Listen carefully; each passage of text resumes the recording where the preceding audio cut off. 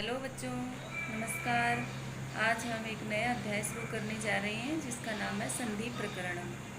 संधि दो शब्दों का मेल है। दो देशों या राज्यों में कोई समझौता या मेल होता है उसको भी संधि कहा जाता है। दिन और रात के मिलने की जो बेला होती है, जो संध्या काल का होता है, उसे भी संस्कृत व्याकरण में संधि कहते हैं। तो आज का हमारा नया अध्याय है संधि प्रकरण, हम शुरू करने जा रहे हैं। आज का हमारा टॉपिक है संधि प्रकरणम। संधि दो शब्दों का मेल है।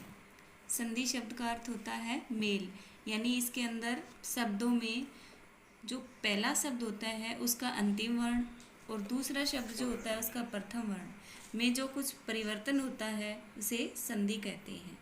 यानी परिभाषा मैंने नीचे लिखी है। जब दो शब्द समीप आते हैं यानी पास पास आते हैं, तब एक दूसरे की समीपता के कारण पहले शब्द के अंतिम वर्ण में तथा दूसरे शब्द के प्रथम वर्ण में कुछ परिवर्तन होता है, से संधि कहते हैं। जैसे उदाहरण यहाँ लिखा है, यह था सु प्लस आगतम। यहाँ पे हमारा प्रथम वर्ण है सु और द्वितीय पद है, प्रथम पद है सु, द्वितीय पद है आगतम।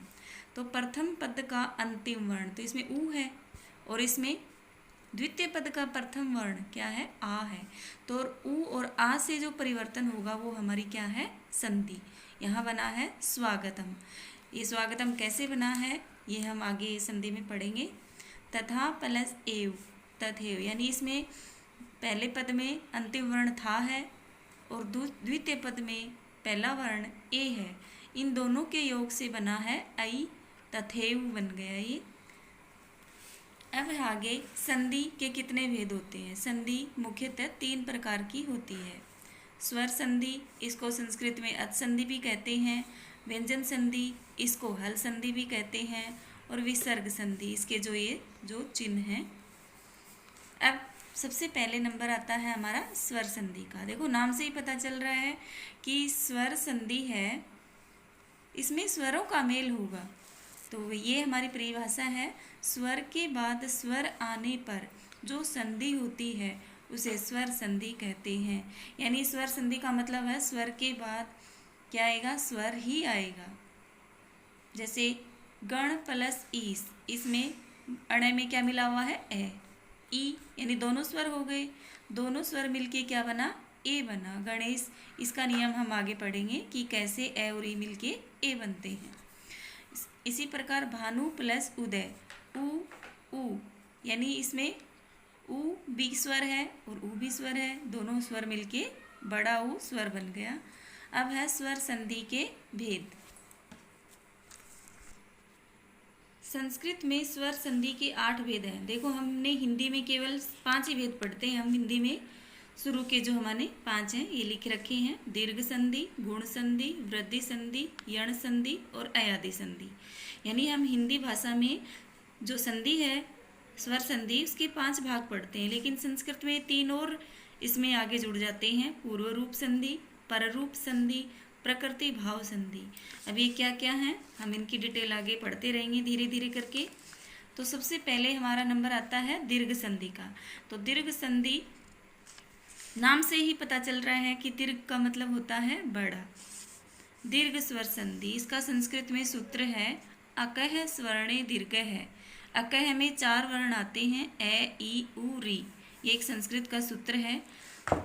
सवर्णे दीर्घ, इसका हिंदी आगे लिखा है मैंने। यदि ए, ई, उ, री ह्रस्व अथवा दीर्घ, ह्रस्व यानी छोटे स्वर और दीर्घ यानी बड़े स्वर, वर्णों के सामने ए, ई, उ, री ह्रस्व अथवा दीर्घ, ह्रस्व यानी छोटे या बड़े स्वर्ण वर्ण होते हैं तो इन पदों के मिलने से दीर्घ हो जाता है।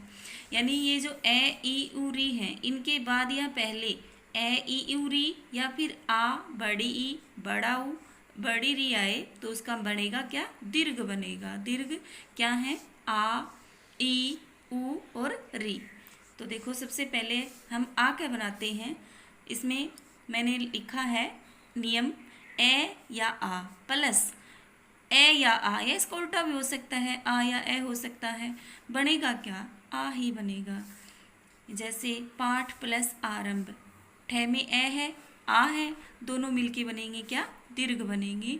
पाठारंभ है, यानी पाठ की शुरुआत। दक्षिण प्लस ऐनम, इसमें ए है, ये ए है, दोनों ए मिलके बन गया क्या? आ, दक्षिणायनम। इसी प्रकार ई का नियम है, छोटी ई के बाद छोटी ई या बड़ी ई आए, चाहे बड़ी ई हो उसके बाद छोटी ई या बड़ी आई, बनेगा क्या? बड़ी ई बनेगा। कवि प्लस इंद्र, इसमें छोटी ई है, यहाँ भी छोटी है, दोनों ई मिलके बन गई दीर्घ, दीर्घ यानी बड़ी। मही प्लस इंद्र है, महेंद्र है, इसमें बड़ी ई है, छोटी ई है, दोनों ई मिलके बन गई बड़ी ई। परिवर्तन देखो कहाँ हो रहा है, मैंने बताया था कि प्रथम वर्ण का अंतिम वर्ण और द्वितीय पद का प्रथम वर्ण, इन दोनों में ही परिवर्तन होता है, आगे और इनमें कोई परिवर्तन नहीं होता है। मुनि प्लस ईश्वर है, मुनि में छोटी ई की मात्रा, बड़ी दोनों मिलके बन गई बड़ी। तीसरा नियम, ऊ या ऊ के बाद छोटा ऊ या बड़ा ऊ ह्रस्व अथवा दीर्घ आए तो दीर्घ ऊ बनेगा। भानु प्लस उदय है, भानु दय है, यहाँ छोटा ऊ है, यहाँ भी छोटा ऊ है, दोनों मिलके क्या बन गए? दीर्घ बन गए, बड़े बन गए।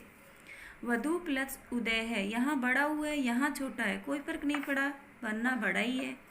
सु प्लस सुक्ति, यहाँ पे दोनों छोटे हैं, मिलके बनेंगे दोनों बड़े, सुक्ति ही। सुक्ति जैसे संस्कृत में सुंदर वचन जो होते हैं। अंतिम इसका नियम है दीर्घ संधि का, री या री के बाद आए तो क्या बनेगा? री आएगा। ये नियम हिंदी में नहीं होता है, केवल संस्कृत में होता है री वाला। पितृ प्लस ऋणम, यहाँ पे री है, यहाँ भी री है, दोनों मिल गए तो बन गया बड़ी री। देखो यहाँ मैंने तीन तय में मात्रा ऐसे करके ऐसे लगाई, ये दीर्घ संधि की री की मात्रा है। मातृ प्लस ऋणम, इसमें भी ऐसे ही दो लगे हैं, ये मातृ णम। तो आज का वीडियो हम यहीं समाप्त करते हैं, इसके बाद आगे पढ़ेंगे कल। चैनल को सब्सक्राइब करें। जय हिंद, जय भारत।